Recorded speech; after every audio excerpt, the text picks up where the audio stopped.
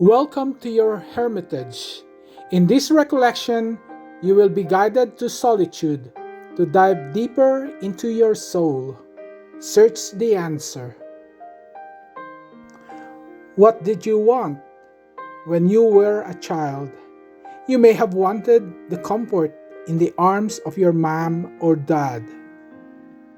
You were a child of your parent. As you grow to your teens, you seek to belong. You were a friend. And you seek more. You want to love and be loved. You were a lover. What else from this? Go back again when you were a child, in your teens, in your growing up. In each phase, name what you wanted, what has become of you. In each, recollect the joys and the pain. Take time to reflect on this. You may want to draw and put colors in your drawings. Make sure you identify one as a child and at least one at your most current experience. Don't forget to draw a symbol of your joys and pains in each phase. Welcome to St. Hosea Hermitage. People knows me as Kuya Mel. I've finished my Master's of Science in Pastoral Sociology at the Asian Social Institute. Here at the St. Hosea Hermitage, we try to facilitate people into a moment of solitude so that you may be able to find yourself and hopefully you'll be able to find the sacred in you, the God that is in us, the God with us. I'm not an analyst, so I'm just a pastoral worker who wants to help people.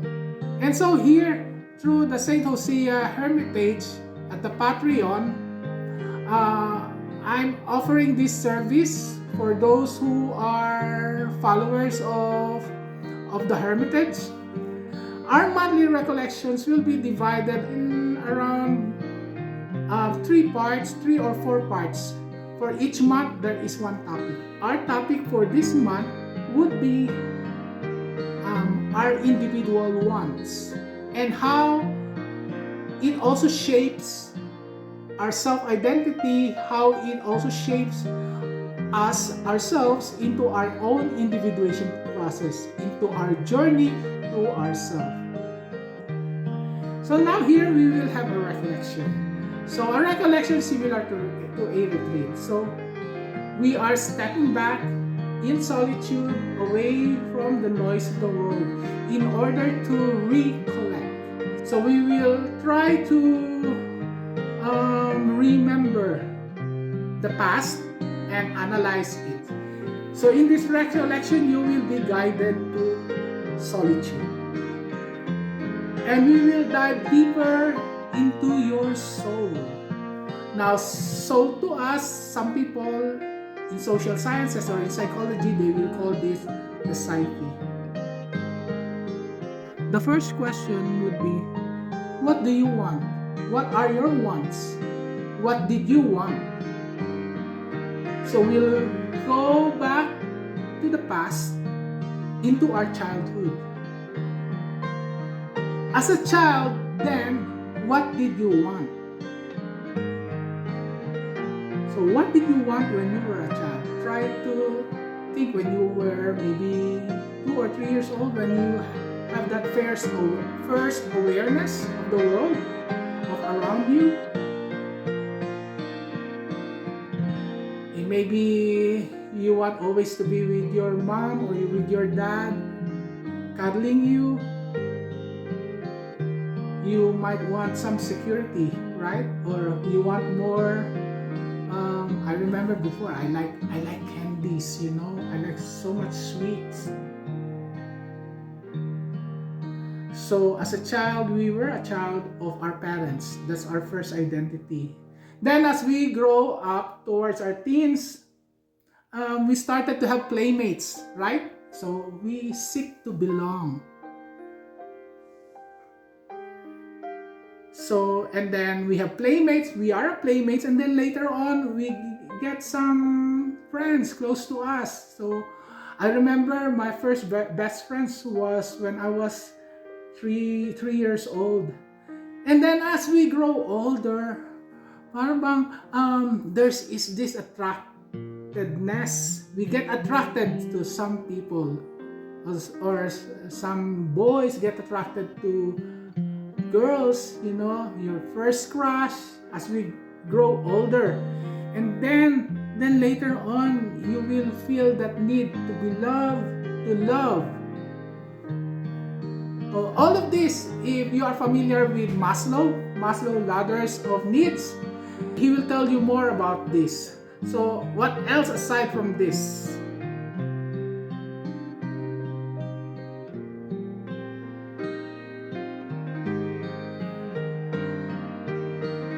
So now we will have this activity.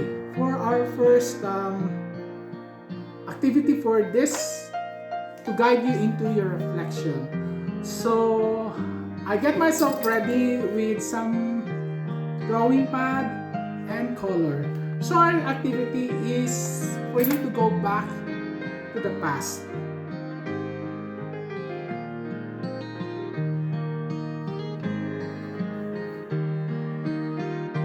So in this activity, we will draw something that reminds us of the past, or a symbol of the past, of who we are in the past. Like for example, when you were a child, what do you want and what makes you enjoy?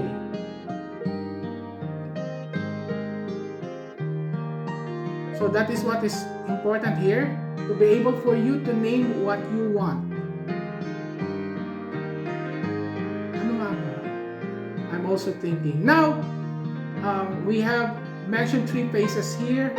The phase of childhood, and then the teenhood, and then the young adulthood. And then, let's bring to mind in this one, what do we want, or what the self wants to become. Okay? So let's try to go back to the past. I'll give you more time. This requires more time. You cannot just easily come up with ideas unless you really think about it. So you will have some moments of time.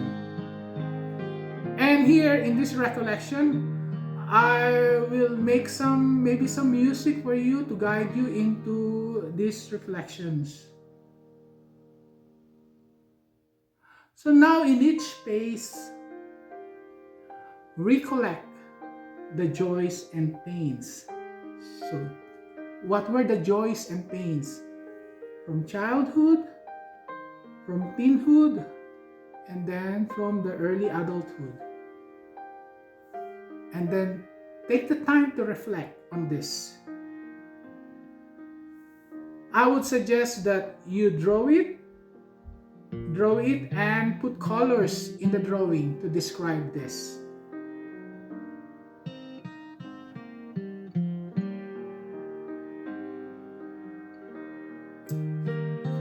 Maybe I'll show you how to do it so that you can practice it, and this will be the first part of the recollection. So hopefully when we come back here, we'll be able to discuss more of what you draw. So here I have my drawing pad and I have the colors here. I was thinking, what could be the experience in my childhood that reminds me of what I want? So what was in my mind was during the time when I was walking, I guess I was around 9 years old with my dad, and we were walking along Dili Boulevard. That was the old name of that boulevard. That was along the bay, Manila Bay, and it has a good sunset scene. And then I felt so special during that time because I was really close to my dad during those times, and I enjoyed very much whenever he's around, and then especially during weekends, I look forward for Saturdays and Sundays because my dad is always at home. So that is the memory, me and my dad. So the joy is the joy of my dad around. Now the pain is, I think, I like to be at home, but I don't like to be in school. Simply because in school I was bullied.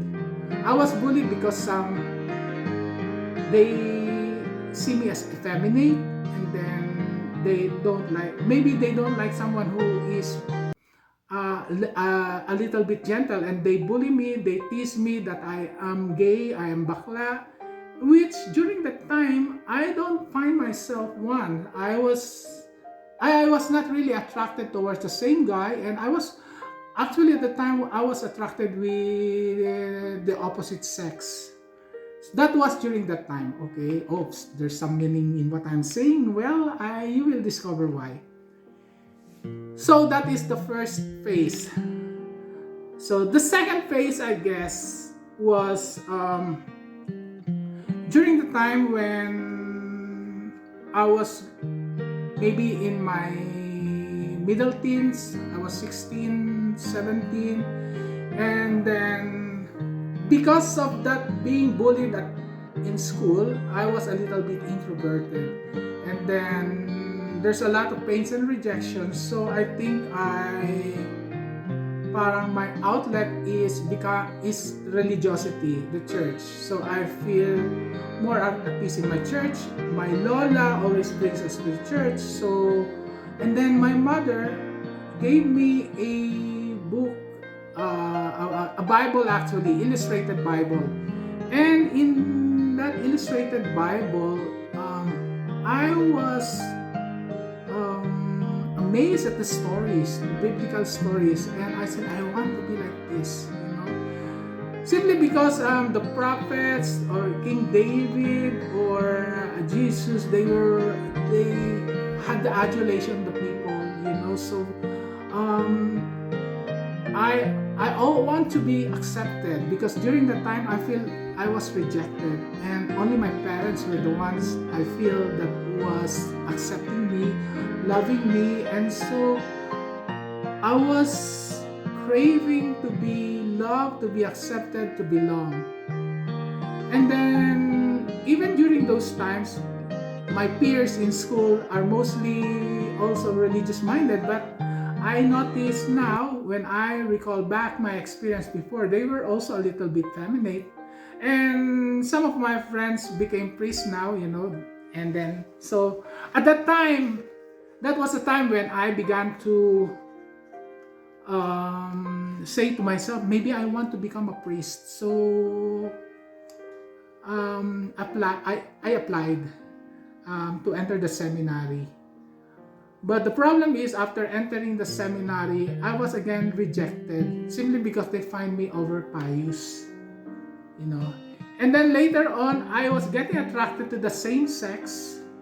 And when they learned about it, because I was honest to them, I was getting attracted to the same sex, but I had no experience, I tried to reject that idea. I tried to suppress it, because I said, falling into that desire is sin, and I don't want to offend God, so it's sinful. I go to confession. Then again, when my director knows about it, my spiritual director, he again told me that the prefect do not want to accept me because of my sexual orientation. So again, I was brokenhearted, so I feel so much rejected. So that was the story. So now I'll be doing a drawing. The first drawing is first to depict about me and my father. I'm trying to look for the right color for that. Maybe red. Red as a symbol of love. So I would like myself to paint myself here as a boy.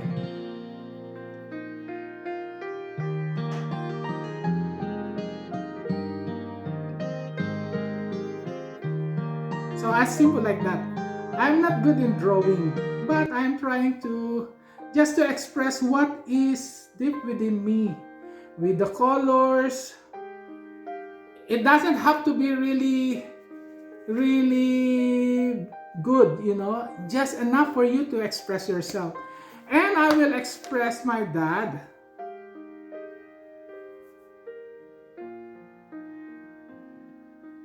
as a balloon. Maybe because a balloon gives me a lot of joy, and my dad was giving me a lot of joy at the time. And of course, right now, my dad passed away. So, this is the symbol of my dad, a balloon. So, here, the joy, the color is red and orange to symbolize joy. And then, in the background, I will just try to draw a shadow. So, ayan. You can make it a little bit abstract if you want, but what is important is that you are able to express yourself. So, this is myself. I draw myself, and then symbolizing my dad as the balloon. It's because during my childhood, I loved to be with him, to be around him. So, my identity, who I was a child. I was a child of my papa, of my parents. And then my shadow, what I didn't want these are the pains. The joy is being with my father, being around him. Just him besides me makes me happy. That was joy. And then the sad part is when I'm in school. It's because I was bullied in school. And also the sad part is when I was rejected in the seminary simply because I was effeminate. But so this is the joy. When I was growing up,